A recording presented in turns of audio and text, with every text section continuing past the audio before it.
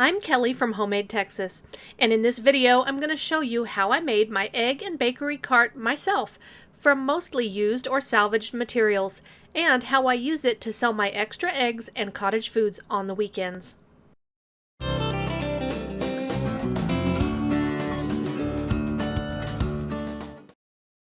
Last spring, I went to visit my son in College Station, and when we were taking a shortcut on the outskirts of town, I ran across a roadside egg stand.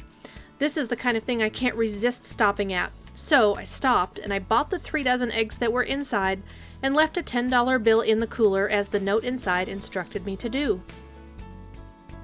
I was just beginning my backyard chicken journey, but I knew right away that when I had extra eggs to sell, I wanted to do something like this.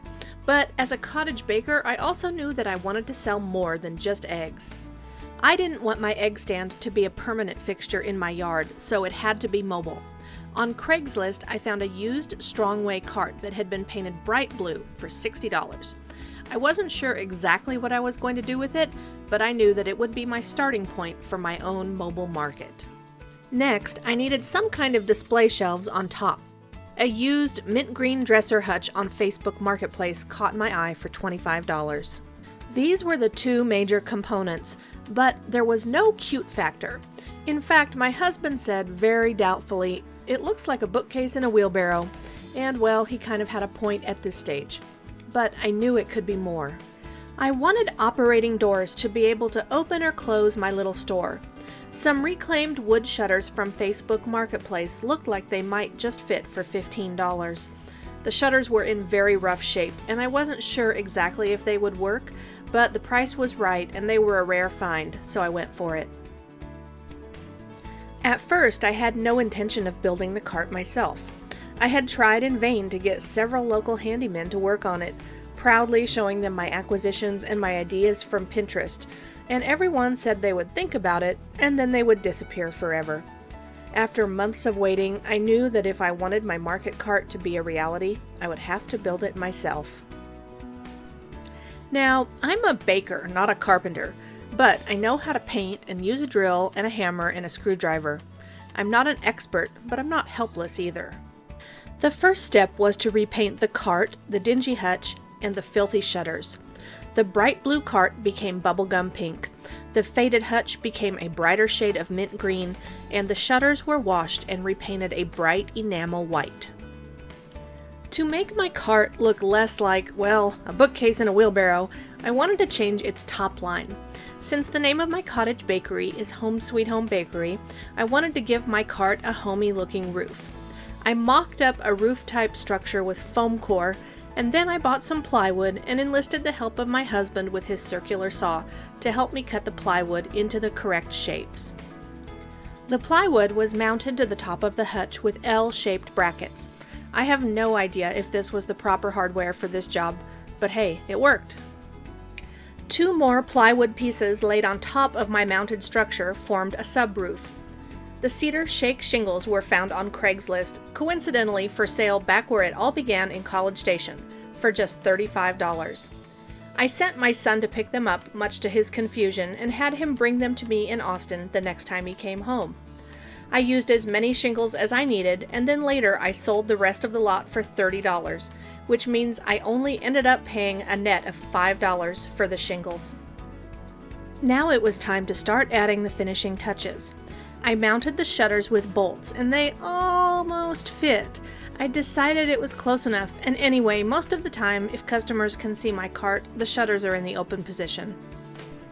The original knobs on the shutters were in bad shape, so I visited Habitat for Humanity and bought matching cabinet pulls for a total of $4. They wouldn't have been my first choice design-wise for the project, but I really wanted to stick with using reclaimed or used items. The hutch is mounted in the cart again with very useful L brackets, and a carpenter or my grandpa in heaven might be cringing right now, but so far the brackets are holding the thing together. As you can see, most of my materials were used or reclaimed, and I love that about this project. The cost of the basic project before the fun extras breaks down like this: $60 for the cart, $25 for the hutch, $15 for the shutters, a net of $5 for the shingles since I bought them for $35 and sold the leftovers for $30. I didn't keep great track of what I spent on paint, hardware, and plywood, but my estimate is about $100. That makes my total cost before the fun extras $209. Now for the extras. I loved that the egg stand that inspired me so much in the beginning was on the honor system, so I installed a locking money box, as well as adding my Venmo information to the outside of the box. The box is mounted to the hutch with screws that can be unscrewed on the back, so I guess technically if it were unattended, someone could come along and unscrew it and take the box, but they still wouldn't have the key to open it, and most people pay with Venmo anyway. The box was $40 including tax on Amazon. I could hardly believe it when Target's summer collection included a cooler the perfect size and color for my stand. Yes, please. That's another $35. I used the cooler for eggs and also for baked goods with soft frostings. The Texas cottage food law doesn't allow the sale of foods that require refrigeration for safety, but there's no rule against keeping something cold to preserve its quality, like my giant cookies with soft pink buttercream. Our Texas summer was brutal this year, and the cooler kept the icing from melting into a gooey mess. And the finishing touch was a custom sign from a seller on Etsy for $26. So, all in, out of pocket, I spent $310 on this cart, plus, of course, many, many hours of my own labor. It was finally time to start selling, but I actually had no idea how my cart would be received.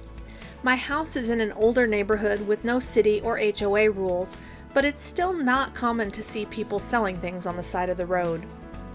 I began advertising on my Cottage Bakery's Facebook page and my personal page.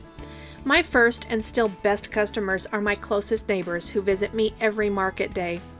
I started meeting new neighbors who were out taking walks, riding bikes, walking their dogs, or just driving past. And a funny thing started happening.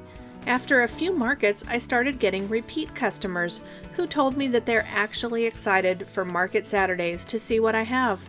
We're so excited, it's market day. I want one of everything. I can't wait every week for you to be out here. I like coming to Home Sweet Home Bakery because they have the best oatmeal cream pies. Even though I had intentions of leaving the cart unattended and for people to use the honor box, I actually haven't left it unattended very often because meeting and chatting with my neighbors is so enjoyable. However, there have been a few times I've had to briefly go inside for one reason or the other, and I've found product missing and money in the box when I return. The combination of eggs and bakery items seems to draw a more diverse group of customers than just one or the other. Eggs aren't a cottage food item, but in Texas, yard eggs can be sold directly to customers with no license, as long as you label the carton with your address and a statement that the eggs are ungraded and must be kept refrigerated. I like being able to create a new menu every market and bake fun things that I'm excited to make. I can also set my own schedule. This fits in better with work and kids, versus taking custom orders which have to be completed on someone else's timeline. I hope my market cart has given you some ideas about how you can start a micro enterprise from your home, earn extra income, and help build a stronger community. Don't let the fact that you're not an expert stop you from making something amazing. In an age where everything has become politicized and polarizing, a neighborhood egg and bakery cart is a surprisingly cheerful throwback to a simpler time. Thanks for watching. Be sure to click the like button and hit subscribe to be notified when we post new content.